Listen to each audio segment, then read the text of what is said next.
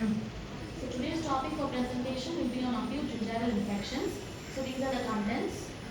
Moving on to the introduction, acute lesions in the periodontium such as abscess and necrotizing periodontal diseases are among the few clinical situations in periodontics.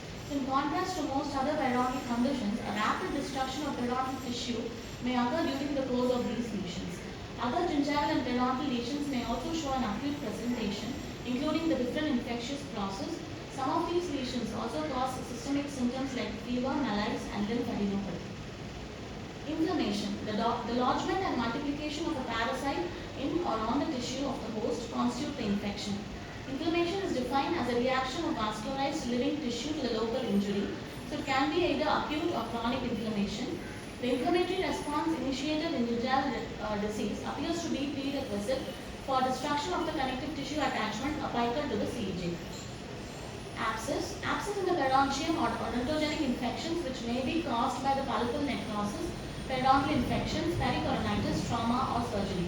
The formation of pus is termed as suppuration.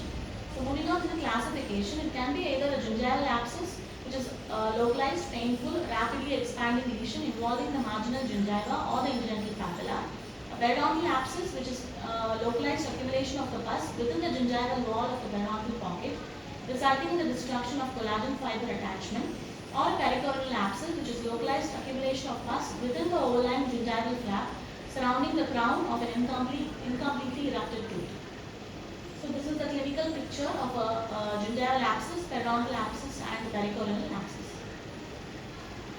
Moving on to acute herpetic gingivostomatitis. So this is an acute infection that can involve the gingiva, other oral tissues, lips and occasionally the face circumorally. The herpes simplex virus is a DNA virus and is a member of the human herpes virus family, which is known as the Herpetobiridae. So the types will be type 1 and type 2, HSV1 and HSV2. Other members include the varicella zoster, Epstein-Barr virus, cytomegalovirus and others, which includes the HHV6, 7 and 8. So the epidemiology is caused by the herpes simplex virus type 1, which occurs most often in children younger than 6 years of age. And it is estimated that almost 90% of the world's population is seropositive for HSV1 by 35 years of age, and the herpetic gingivostomatitis is equally distributed among the gender and race groups and is not found to have a particular seasonal or geographic distribution. Pathophysiology. The neurovirulence is the ability to invade and replicate in the nervous system. The latency is the ability to maintain the latent infection in the nerve cell, and reactivation is the ability to replicate and cause the disease process again once induced by the specific stimuli.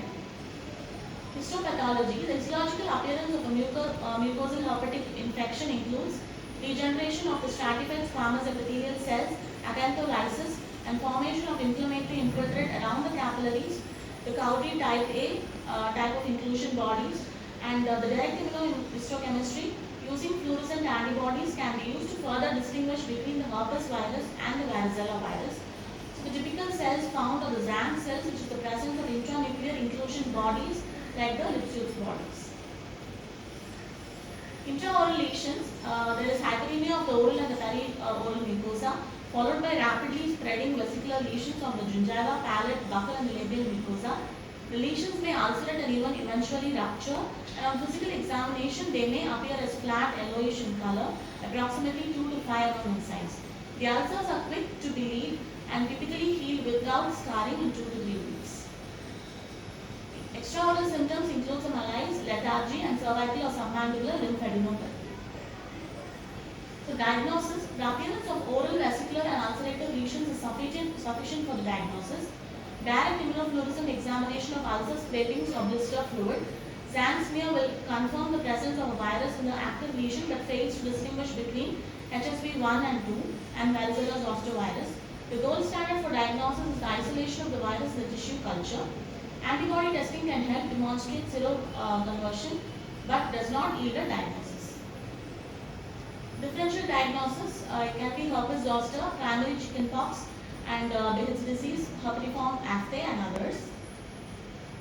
Treatment is usually self-limited, that is supportive care, and barrier lip creams like petroleum jelly, hydration, analgesic, oral acetaminophen and oral rinses. So a case report by Mohan et al. In 2013 suggests the use of acyclovir cream or oral suspension in a rinse and swallow technique. So the immunocompetent patients with significant pain or refusal to drink can be demonstrated administered oral acyclovir if they present within 72 hours of the disease onset. So complications will be dehydration, herpes labialis, HSV encephalitis, herpetic whitlow, herpetic keratitis and eczema herpeticum. So communicability, the transfer of herpes virus may be by direct contact or by contact with contaminated materials. The dental profession is at risk and an infection occasionally affects on the hand or finger, and from such sites the virus may be transferred to the patients. So each infected individual serves as a permanent carrier who is intermittently infectious. So moving on to pericoronitis, the term was first coined by Gunnell in the year 1844, and the pericoronitis, which means otherwise called the operculitis. So it is defined as an inflammatory condition of the gingiva and other supporting tissues that surround the crown of an incompletely or completely erupted tooth, especially the distal tooth in the arch. So the etiology will be an accumulation of bacteria and debris beneath the operculum, mechanical trauma, periodontal pain, pulpitis from dental caries, acute myofascial pain and stress seem to be a definite etiological factor. So the microorganisms associated will be Streptococcus viridans, spirochetes, Staphylococcus, Provigilla species, bacteroids and Capnocytophaga. The pathogenesis will be the inflammatory fluid in the cellular exudate that actually aggravates the inflammatory involvement and increases the bulk of the flap, which interferes with the complete closure of the jaw and can be traumatized by contact with the opposing jaw. The clinical features will be the partially erupted or impacted third molar. The space between the crown of the tooth and the overlying gingival flap is an ideal area for accumulation of food debris. Influx of the inflammatory fluid and cellular exudate results in an increase in the bulk of the flap, which interferes with the complete closure of the mouth. The difficulty in complete closure of the jaws and the flap is also traumatized by contact with the opposing jaw, and the inflammatory involvement is aggravated. So there will be marked red, swollen, separating lesion, which is tender, radiating pain to the ear, foul taste, bad odor, and inability to close the jaws, swelling of the cheek, mandibular movement which is limited, and toxic systemic complications like fever and leukocytosis. So the management non-surgically will be to manage the pain. Over-the-counter medications such as acetaminophen and ibuprofen are used. Gently flush the area with warm water to remove the debris. Swab with antiseptic and after elevating the flap gently from the tooth using a scaler. So if the flap is swollen and fluctuant, an anteroposterior incision to establish the drainage, and antibiotics are also given in severe cases like amoxicillin and erythromycin. Surgical management, so we do an operculectomy, and extraction is also other possible option, and operculectomy can be either scalpel laser or it can be electrocortic.